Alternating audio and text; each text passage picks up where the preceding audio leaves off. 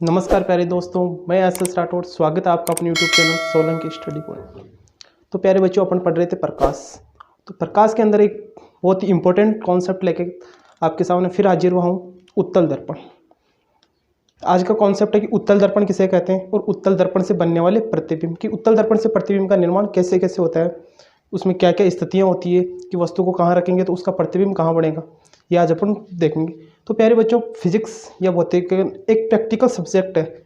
इसके अंदर हर एक आगे का कॉन्सेप्ट पीछे के कॉन्सेप्ट से रिलेटिव है। यदि पीछे के कॉन्सेप्ट क्लियर होगा ना आपने, तो ही आगे का कॉन्सेप्ट क्लियर होगा। तो इसलिए आपको थोड़ा सा ओवरव्यू। तो अपन ने गोलीय दर्पण देखे थे। गोलीय दर्पण दो प्रकार के होते हैं, एक तो अवतल दर्पण, दूसरा उत्तल दर्पण। पहला अवतल दर्पण, दूसरा उत्तल दर्पण।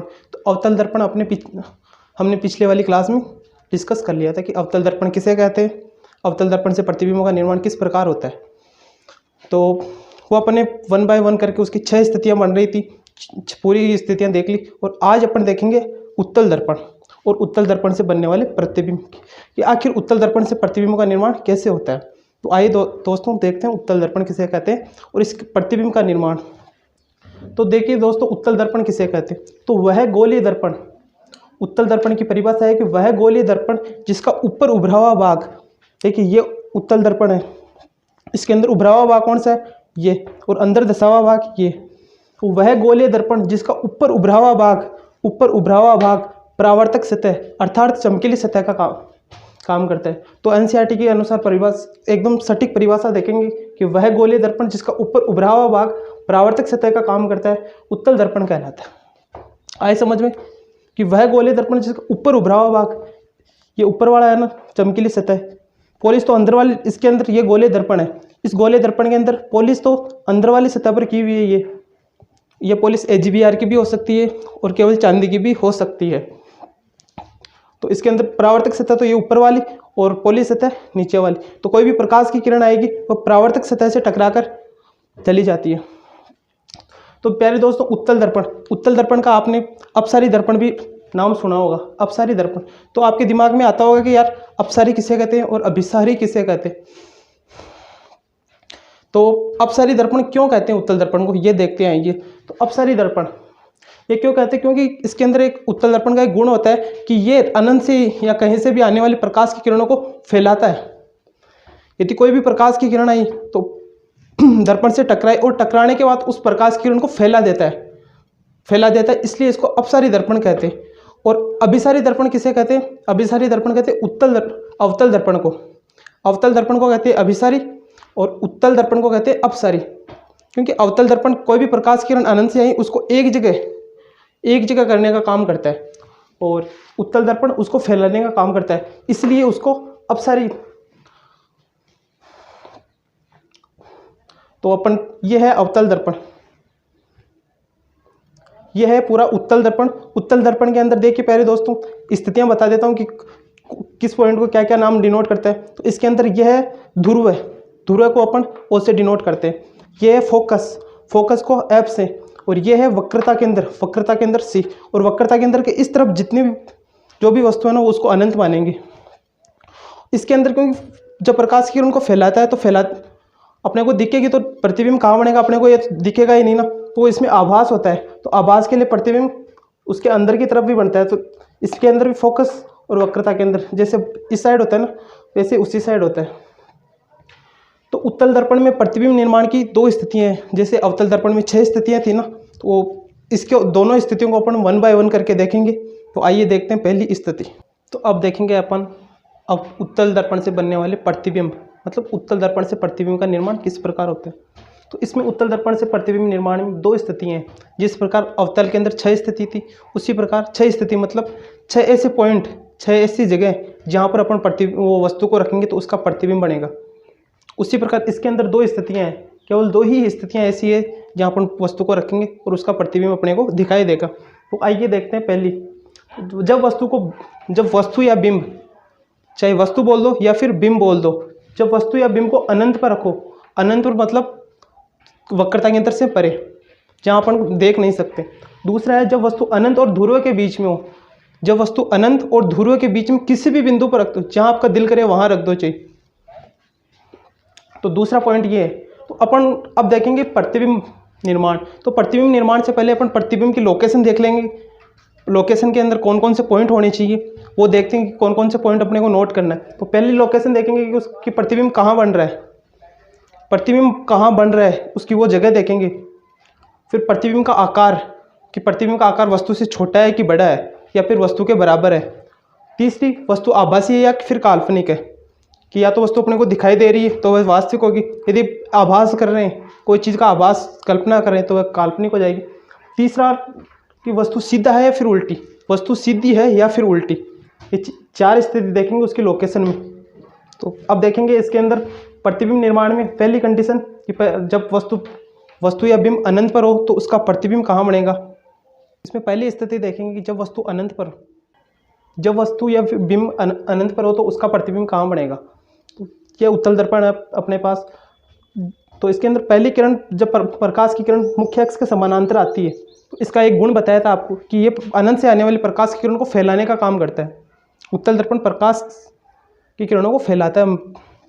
तो ये मुख्य अक्ष के समानांतर दोनों किरणें आई, लेकिन यहाँ टकराने के बाद दोनों किरणों को फैला दिया, लेकिन अपने को प्रतिबिंब बढ़ाने के लिए मिलती हुई प्रतीत होगी दोनों। इनको जैसे जैसे आगे बढ़ाएंगे ना तो फोकस पर मिलती हुई प्रतीत होगी। तो अपन प्रतिबिंब का निर्माण देखेंगे। तो प्रतिबिंब निर्माण की लोकेशन देखेंगे कि प्रतिबिंब का निर्माण कहाँ और कैसा हो रहा है।